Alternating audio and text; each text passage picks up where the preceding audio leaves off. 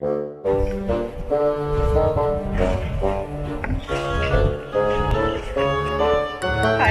it's really bright out here, and my eyes hurt because the sun is so intense.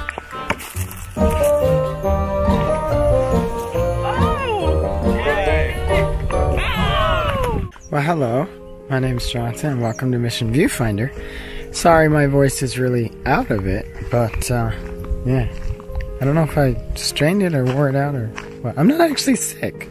Anyway, we have been here, this is just sort of an update. We've been here in India for 3 weeks today. So we started out with a big group that came, and we're doing a series of revival meetings. Lord really blessed. I'm going to tell you a story from that. This property, there's a big house complex over there and stuff, and then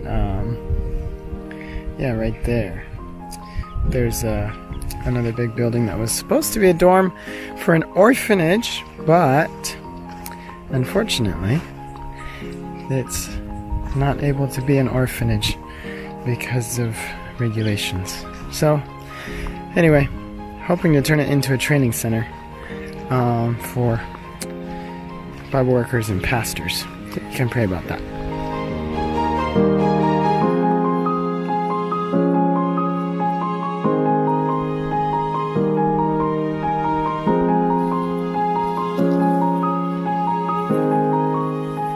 One of the things that's been really nice about being here is just being able to, I mean, we've been sleeping on the roof, it's a flat roof, and just come out here and in the mornings just sit here and, like, you know, spend time with God.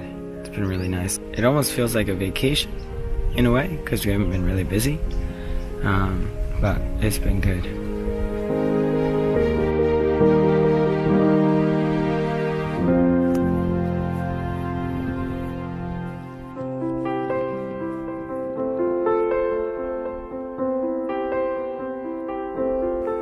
One of the meetings where Sharon was sharing, they were talking about when Adam and Eve were in the garden and Satan tempted Eve and she ate the fruit.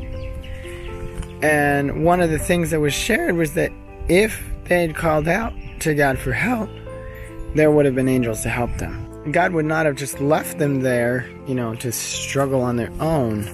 So this economics professor came to Sharon after the meeting, and he said, you know, I never realized that God would have helped Adam and Eve overcome that temptation. And then he said, you know what that means? That means God will send angels to help us in our struggles. And it just struck me. It was like, wow, you know, something so simple, but it's like the Holy Spirit was just like, that's for you, to that man. And it was like, maybe, you know, that was the only thing that he got out of those meetings. But if now he knows that if he's being tempted and he can cry out to God and he will have help and power and strength, that, you know, little tidbit of understanding for that man was huge for him, I'm sure, in his walk with Christ going forward.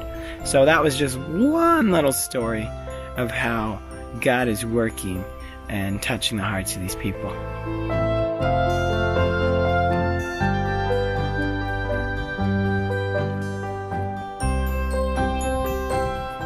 We got a question one time asking pretty much like, you know, if I don't feel like I'm spiritually at a place where I'm ready to go to the mission field, like, what do I do to get ready?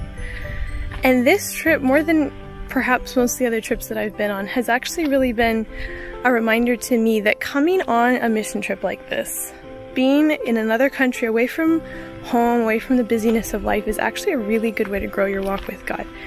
You often get put out of your comfort zone, and that's a really good way to learn dependence on God and to see God work. But it's also just a time to, like, be away from the usual things of life and have more time with Him. So if you're wanting to grow your walk with God, sometime in another country is not a bad idea.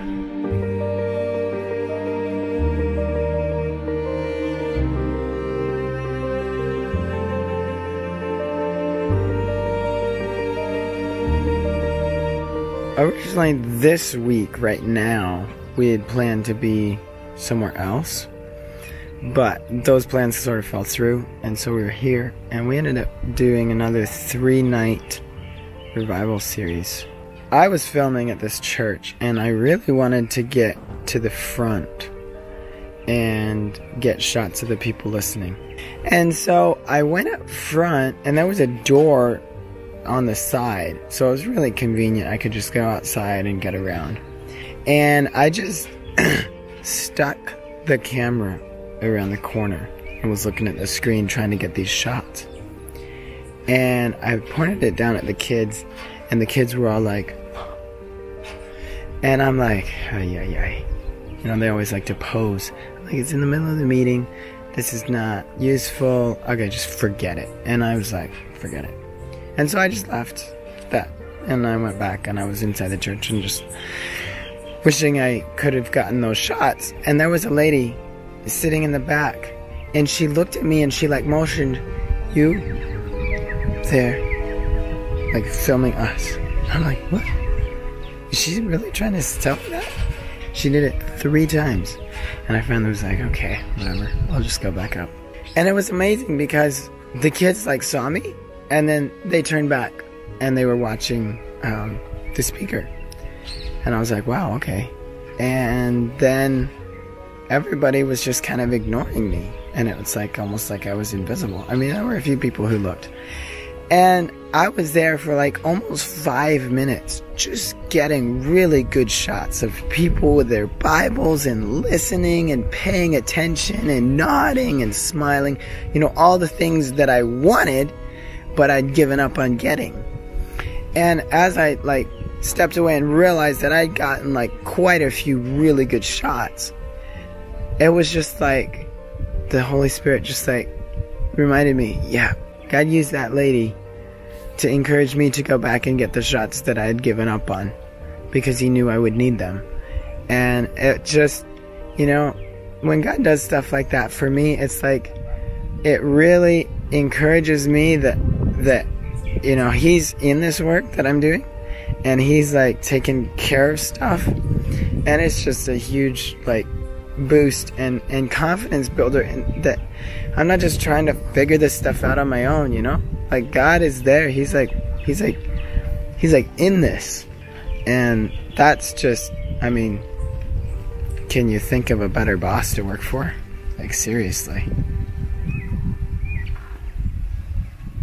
I hope you enjoyed it. If you did, hit like, and we'll see you next week on the vlog. God bless.